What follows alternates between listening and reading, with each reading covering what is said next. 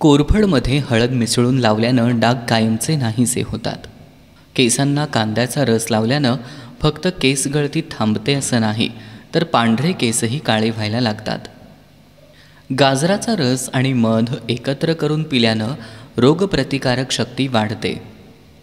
रोज रात्री इलायची खाल्ल्यानं जाडेपणा कमी होतो, तसेच युरिन इन्फेक्शन आणि पचनक्रियाही सुधारते. शुगर कंट्रोल करण्यासाठी शेवग्याच्या शेंगा अतिशय गुणकारी आहेत, तर शेवग्याच्या शेंगा आपल्या आहारात असणं खूप महत्त्वाचं आहे.